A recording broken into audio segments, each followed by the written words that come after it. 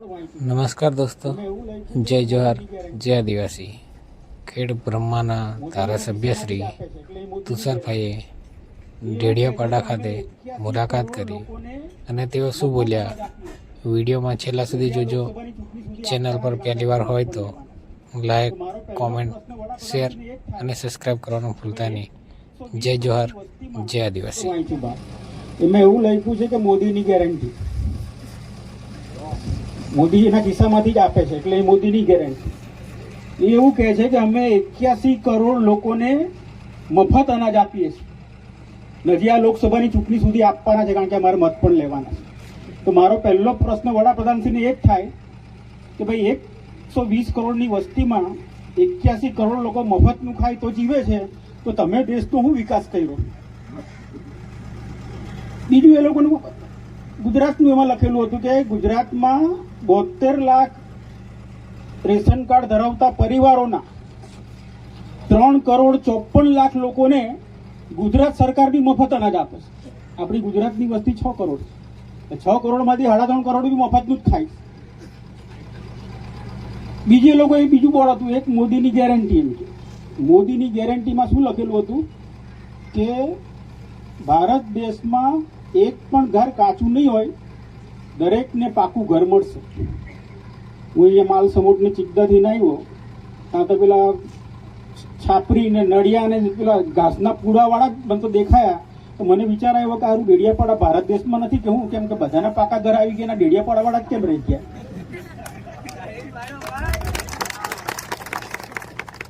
ને આપણને પાકા ઘર માટે એ લોકો કેટલા પૈસા આપે? 1,20,000, એ બી 4 હપ્તામાં, બરાબર.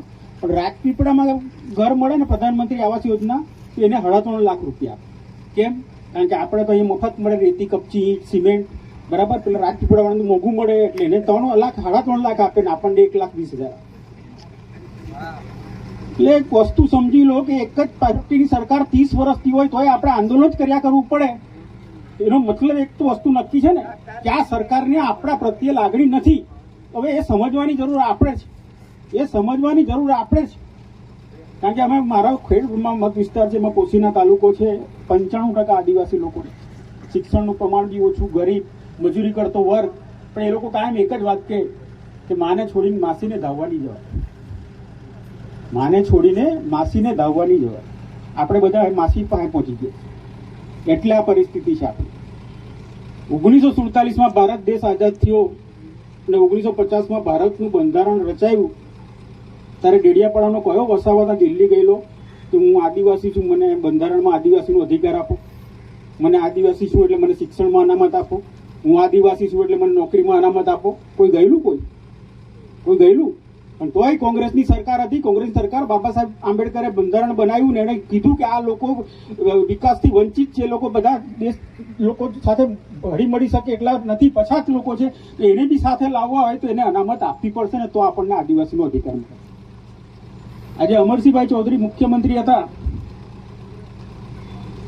10મું પાસ. 10મું પાસ એટલે કેવું પાછું? એક ટ્રાયલે પાસ હોય તોય ચાલે, 2 ટ્રાયલે પાસ હોય તોય ચાલે, 3 ટ્રાયલે પાસ હોય તોય ચાલે, ને 35% માર્ક હોય તોય ચાલે.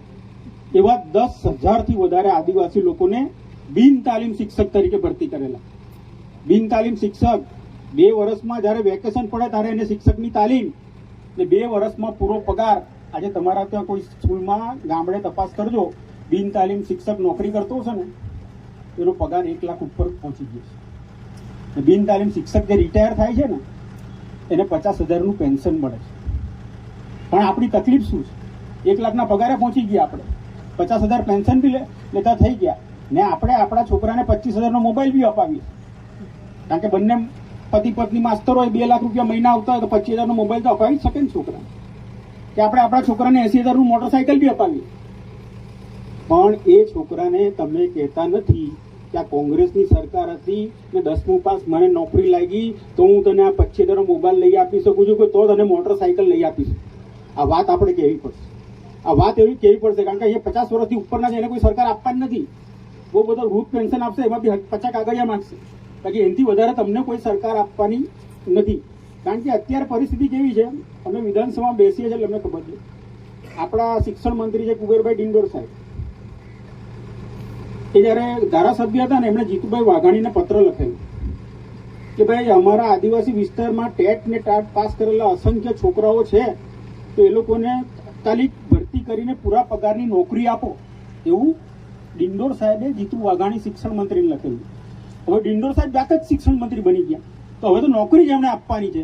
તો સાહેબ જ્ઞાન સહાયક લઈ આવી, સાહેબ જ્ઞાન સહાયક યોજના લઈ આવી અને ટેટ ટાટ વાળાને બી 11 મહિનાની કરાર આધારિત ભરતી.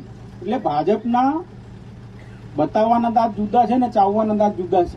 એ આપણે આદિવાસી ઓળખી નહીં શકીશું ત્યાં સુધી આપણી આ જ પરિસ્થિતિ રહેવાની છે. જંગલ જમીનની વાત કરીએ, ડાંગ જિલ્લામાં તપાસ કરજો. ડાંગ જિલ્લામાં 1980માં અમરસિંહભાઈ ચૌધરી ત્યારે વન મંત્રી હતા અને માધવસિંહભાઈ સોલંકી સાહેબ મુખ્યમંત્રી હતા. એ વખતે ડાંગ જિલ્લામાં આદિવાસીઓને જંગલની સનદ આપેલી, પણ જંગલની સનદ આપેલી એટલે કેવી આપેલી? એના નામે 7/12માં એનું નામ એને માલિક બનાવેલો 1980માં. આ કાયદો તો 2006માં આવ્યો, પણ કાયદો 2006માં આવ્યો એ વખતે બધાએ મતદાન કરવાનું હતું. મારો બી એક મત હતો, કારણ કે હું બી ત્યારે સંસદ સભ્ય હતો. અમે એક મત આપીને આ જંગલ જમીનનો કાયદો પસાર કરાવેલો, એટલા માટે કે આપણા વંચિત ભાઈઓ જે વર્ષોથી જંગલની જમીન ખેડી છે એને હક ને અધિકાર મળે. અને જોગાનું જો 2009માં હું ભારત સરકારમાં મંત્રી બન્યો ત્યારે બી મને આદિજાતિ વિભાગ જ સોંપેલો હતો. એટલે જંગલ જમીનના અમલીકરણની જવાબદારી મારા માથે હતી. હું આખા ભારત દેશમાં આપણા આદિવાસીઓ રહે છે, છત્તીસગઢ હોય, ઝારખંડ હોય, ઓરિસ્સા હોય, મધ્યપ્રદેશ હોય, રાજસ્થાન હોય, આસામ હોય, પશ્ચિમ બંગાળ હોય, એક રાજ્યમાં મેં પ્રવાસ કર્યો છે. દરેક રાજ્યોની સરકારે જંગલની જમીન તો આપી, પણ જેટલી ખેડતો હતો ને એટલી આપી. જંગલની જમીન તો આપી, પણ એનું 7/12માં બી નામ ચડાવીને આપી.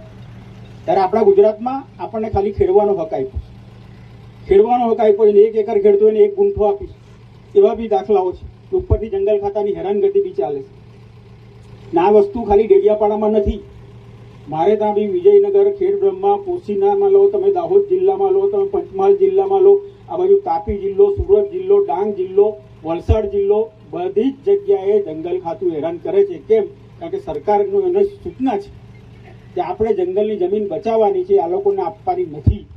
એટલા માટે આ પરિસ્થિતિનું નિર્માણ થયું છે. એટલે હજી મોડું થયું નથી, પણ હવે આપણે બધાએ જાગી જવું. કારણ કે મને છે ને વિધાનસભાની ચૂંટણી તમને યાદ કરાવ. વિધાનસભાની ચૂંટણીમાં એવું થયું કે પહેલી વાર 3 પાર્ટી ચૂંટણી લડી.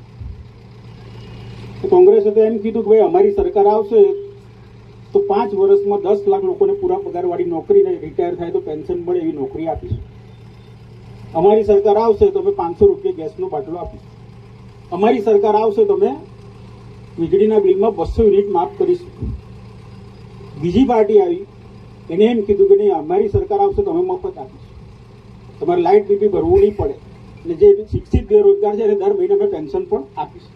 એટલે આપણે આદિવાસીઓ છે 2 લાઇનમાં પડી ગયા.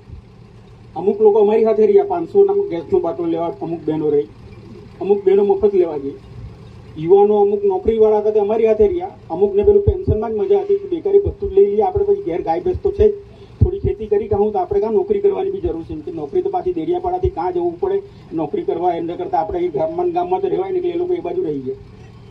પરિસ્થિતિ એવી થઈ, મફતવાળા બી રહી ગયા ગેસના બાટલાવાળા, ને 500 વાળા બી રહી ગયા.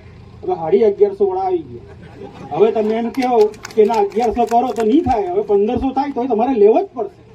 પણ કેમ? કારણ કે આપણે વેચાઈ ગયા એટલે હું તો બહેનોને એટલી વિનંતી કરું છું કે હમણાં 4 રાજ્યોની ચૂંટણી હતી, તો ભાજપવાળા બધે 450 ગેસનો બાટલાનું વચન આપી આવ્યું. તો આપણે બી માગો કે આપણને 1100 થોડો પોસાય છે, મોંઘવારી તો આપણને બી લાગે જ છે ને. અહીં તો 156 જીતાડેલા છે, તો અહીંયા બી 450 આપો, 450 તો 500 તો આપો.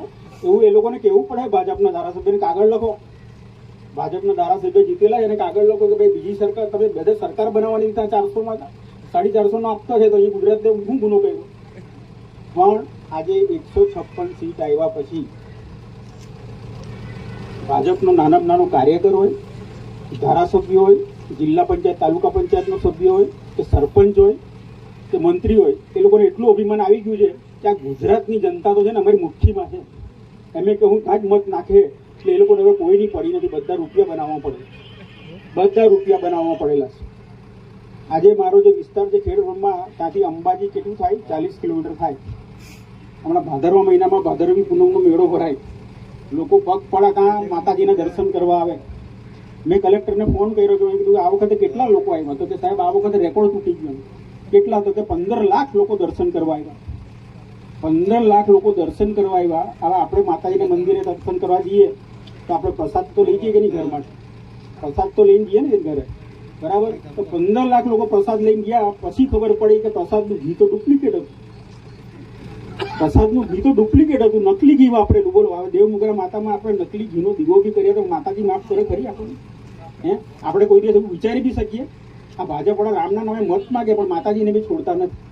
ઓળખી લેજો, કારણ કે હવે રામના નામે જ મત માગવાના છે. મંદિરનું ઉદઘાટન કરવાના છે 22મીએ, પછી એ રામના નામે જ મત માગવા આવવાના. પાછા તમે છેતરાઈ ગયા, હવે પૂરું જ સમજી લેજો. હવે કંઈ નહીં થાય. તુષાર ચૌધરી બી કંઈ નહીં કરી. તમે જો આ સરકાર નહીં બદલશો તો કોઈ કંઈ નહીં કરી શકે. આપણે ખાલી આવેદનપત્ર આપ્યા કરું કે આપણે આવી રીતે ભેગા થઈને એ લોકોને ગાળ આપ્યા કરવું, પણ આપણા પ્રશ્નો ઉકેલાશે નહીં. કારણ કે આજે તમે જુઓ છો કે પૂરા પગારવાળી નોકરી ને બેરોજગારી ભથ્થાની લાઈનમાં ઉભા રહ્યા, તો બંને પૂરા પગારવાળા બી રહી ગયા અને ભથ્થાવાળા બી રહી ગયા. પેપર ફોડવાવાળા આવી ગયા. પેપર ફોડવાવાળા આવી ગયા તો પેપર ફોડવામાં આપણો ક્યાંથી નંબર લાગે? હમણાં મલ્ટીપર્પઝ હેલ્થ વર્કર ઉત્તર ગુજરાતમાં 10 લોકો પકડાયા. એની ડિગ્રી નકલી હતી. ડિગ્રી નકલી તો સરકારને 10 વર્ષે ખબર પડી. 10 વર્ષ સુધી તો પગાર લીધે જ રાખ્યો સરકારનો. ત્યાં સુધી સરકારને ખબર જ નહીં કે આ ડિગ્રી નકલી છે. દાહોદ જિલ્લામાં તો નકલી 4 ઓફિસ પકડાઈ. 4 ઓફિસ પકડાઈ, પાછી એના બોર્ડ બી સરકારી મારે એ રીતે મારેલા. 18 કરોડના ટ્રાયબલમાંથી કામ બી મંજૂર કરાવી દીધા અને કામ બી કરી નાખ્યા, પેમેન્ટ બી થઈ ગયું. ત્યાં સુધી સરકારને ખબર નહીં પડી. મોરબી વાંકાનેરમાં નકલી ટોલ પ્લાઝા બનેલું હતું. લગભગ 25 કરોડ રૂપિયા ઉઘરાઈ લીધા હતા. સુધી સરકારને ખબર જ નહીં પડી કે આ નકલી ટોલ પ્લાઝા. વિચાર કરો તમે કે આ નકલી કશું જ અસલી હમણાં ચાલતું નથી. એટલે આપણે જો લડાઈ લડવી હોય તો આપણે બધાએ રાજકીય બી ક્રાંતિ લાવવી પડશે. પછી થોડા માટે આપણે જો વેચાઈ જઈશું તો ભાજપ વડા જ ખાવ. આપણા મતો વેચાઈ જશે તો ભાજપ જ જીતશે. પછી ફ્રી સીટ કાર્ડ બંધ થઈ ગયેલા. વર્ષાબેન વાત કરતા હતા, ભાજપ વડા કોઈ કાગળ નહીં લખેલો કે ફ્રી સીટ કાર્ડ ચાલુ રાખો. એ બી આદિવાસી જ ધારાસભ્ય છે, તો બી એ લોકો કોઈ કાગળ નહીં લખેલો. અમે કોંગ્રેસ વાળાને આ લોકો આપવાળા લખેલા, પણ ભાજપ વાળા આદિવાસી ધારાસભ્ય બી કાગળ લખેલો નહીં, કારણ કે એ લોકોની કોઈ હિંમત જ નથી સરકાર વિરુદ્ધ કંઈ લખવાની. પણ હવે અમે 17 અમે કામ મેળ પડે? તમે એટલા અમને નબળા કરી દીધા છે કે વિરોધ પક્ષ બી નબળો હોય તો એ લોકો પછી ગાંઠે કેવી રીતે? એટલે વિરોધ પક્ષ બી સશક્ત રાખવો પડે. વિરોધ પક્ષ બી સશક્ત રાખવો પડે, તો જ આપણા કામો થાય, તો જ આપણા આદિવાસીનો પ્રશ્ન હલ થઈ શકે. એટલે આ રેલી થકી આપણે બધા ફરી એક થઈએ, સંગઠિત થઈએ અને સંઘર્ષ કરીને બી આપણા હક અને અધિકાર પાછા મેળવીએ. એના માટેની લડાઈ આપણે સૌ સાથે મળીને લડીએ. એટલી જ મારી સૌને વિનંતી, સૌનો આભાર.